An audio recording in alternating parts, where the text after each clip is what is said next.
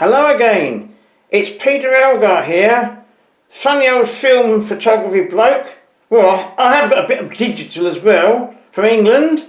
And no, it's not going to be one of those boring unboxing videos where somebody unboxes a Leica M11 or something like that. No, this is the box that my latest treasure came in. Free gift. A Nikon F65 film camera. Came like that in a push box, complete with the instructions and a mint condition strap that has never been fitted. Wow, how did I get this? Well, the story is, my camera club mate Richard, who's also on Flickr, took me to meet his mate John, who collects and sells and cameras. He's got 14 or 15 Leicas, would you believe? He's got racks full of cameras and boxes full of camera bodies. Well, he never actually uses them. So after I played with a lot of his Leica buddies, and they all needed servicing because he'd never used them, as I was leaving, I said, oh, you've got some Nikons as well. So I had a play with an FM2, and he said, look, do you want an F65? I said, well, yeah, I appreciate any gifts. He said, well, I'm fed up with taking that one to a camera fair, he says. You can have it. It was mint condition in a box, never been used. So I went, crikey. So of course I said, yes, thank you very much. So that's how I got an F65. So I've got two now. I've got an F75 and an F65. So we're going to show you a little bit about the two. I did my video on the F75 here earlier on with a little bit of comparison and see what you can learn from it and what I can learn as well, because all these automatic cameras.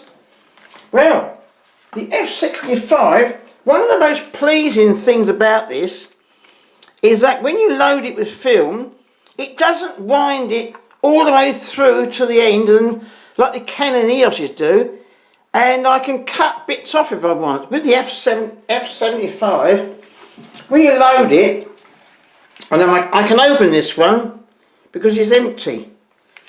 When you load it, it winds the film into the cassette, and then as you take it winds it out again, which means if I want to cut short length, I can't do it. So this is how you load the cameras. So I'll put a bit of dummy film in here, the F75. Now I've got a film in the F65, partly used. You just bring it across to a little red mark there. Make certain you press gently to get the little cog. Then switch it on. And if you're lucky, it works. See, it's counting down, you see, look. It's counting down because it's winding it into the cassette. So I've got 35 frames on there. It's counting it, wound it all into the cassette. There. And as you take a picture, it winds it back this way, which I don't like that, but there we are. With the F65, it doesn't do that. So there's one difference on the back. On the 75, you have a control here where you turn this to choose what focus system you want. Now that's spot metering, and this is center weighted metering, and that is the matrix metering. That's on the others, they're totally the same. You've got your little wheel here which changes things for you, little wheel there. And you have an automatic exposure lock there. You can press that and it will hold the exposure. The F65 doesn't have that. Now looking at the front, the new F65 has also got automatic focus here and manual focus on the lenses by turning that little dial there. You have the lens release button here, which on the 75 is silver, make it look more expensive. You've all got the automatic to manual focus one there. Here we have a bracket exposure on the F75, which takes 3 pictures on your expensive film. Here On the 65, the button is here. Now, I never use bracketing because, with my experience since 1951, I can get the exposure right first time, so I don't waste expensive film. On the 65, you have the delayed action button here. Now, I've used that one. You press that, and it comes up in the little window here, your little LCD. I've got to be careful, there's a film in here. You press that. Oh, there you are, look. There's a signal you've got a delayed action on. So when you press it, it delays for 10 seconds. So I'll see if I can cancel that. Oh. If I cancelled it, oh, it's gone there, cancelled it, that's right. So, we have on both of them, you have dials for the, what you call this now, the P program, shutter priority, automatic aperture priority and manual exposure. Exactly the same there, they're both exactly the same. So this is a 75, I've got to remember the film in the other one, I mustn't open it. You also have these creative ones, night photography here. You've got shutter, not speed dial, which is gives you a very fast shutter speed for action and continuous focusing. You've got macro. I don't quite understand what that does. You just have to focus your lens closer. So what it does actually, that is also landscape. And that one there, that is some sort of program shift.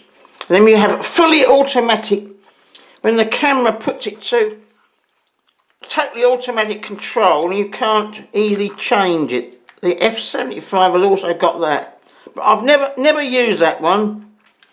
On the top, you have your exactly the same hot shoes with 4 contacts for Nikon dedicated flashes.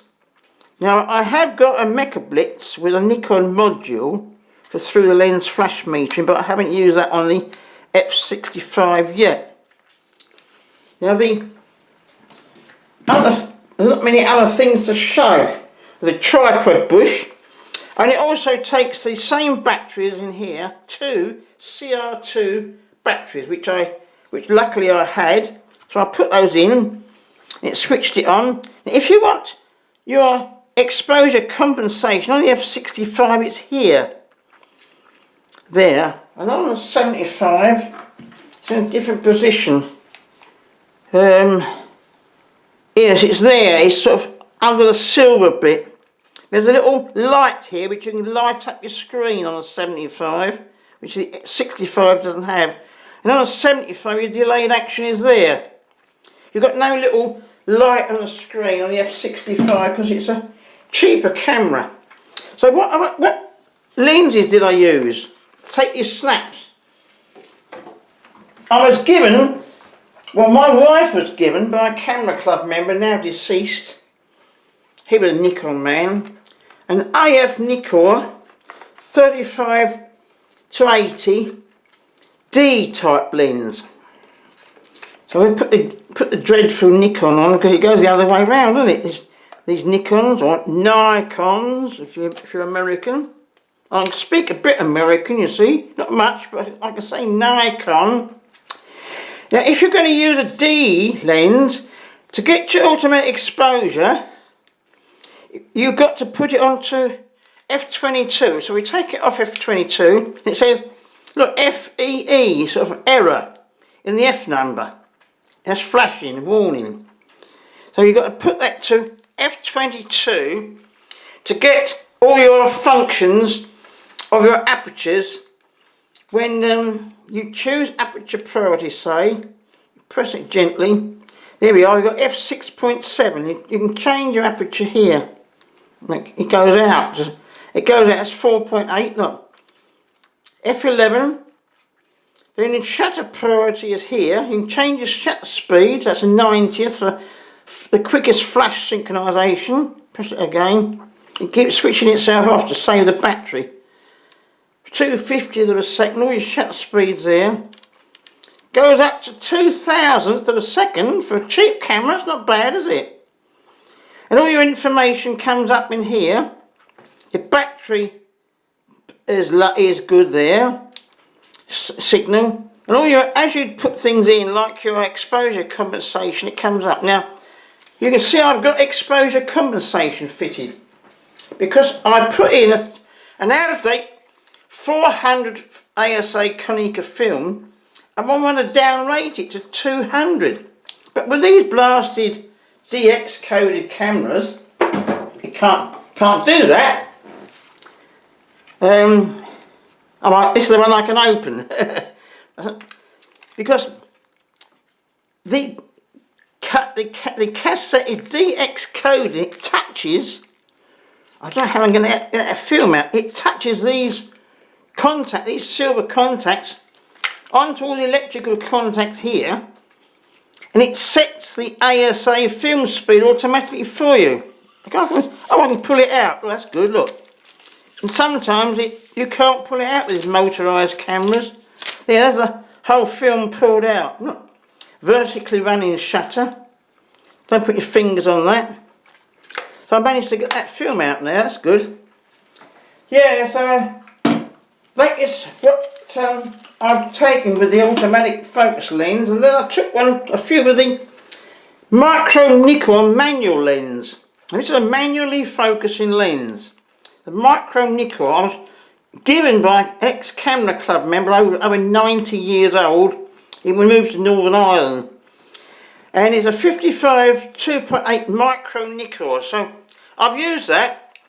But when you use it, you must remember to put it to manual exposure, and nothing will work with the exposure built into the camera. You have to set it by guesswork or use a separate exposure meter with these older lenses. But they work, any old lens does work.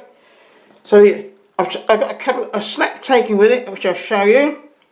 So we'll show you a couple of pictures. I've taken more, but I didn't scan many at the moment. Now here's one with that's one with the micro Nikon. Oh, I've got one print missing. Oh, it's underneath here. Oh. That is a close-up of a soldier outside of Brentwood Town Hall with a poppy. So I use f5.6, fairly wide aperture, to put the background out of focus, and put your poppy. That is a scanned scan negative in the computer. It's not a darkroom print. Here's one I took using the built-in flush. He's a wizard bloke. He goes around in Brentwood, and I got him to pose up for me. I said, "Can you look like you're doing a spell?" "Oh no, I don't do that," he said. So he just stands there boring, but it was only testing the film. It was out of date Kodak Gold 200, which I rated at 100. So I used a built-in flash. I put on program exposure, popped up the flash. You can see the flash in his glasses. It has balanced the daylight, and he was underneath an awning in the market. Balanced the daylight, and the flash is exposed as well. Nice exposure, and the background is out of focus, as it should be for a portrait. So that's not bad, is it? Not bad for a free camera. So there we are, folks. Oh yes, how did I get the 100 ASA on the 400 on the 200 camera? Well, on that DX coding, I stuck some tape on the DX coding, and it changes from 200 to 100.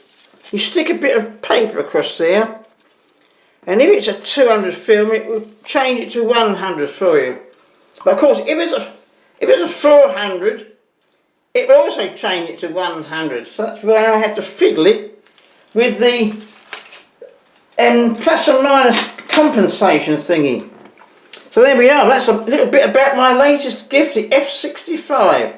And if you keep watching my next video, I'll show you another real treasure which I have on loan. Wow, from 1955. So keep watching, folks. Thank you for watching right to the end of this one. Bye bye for now.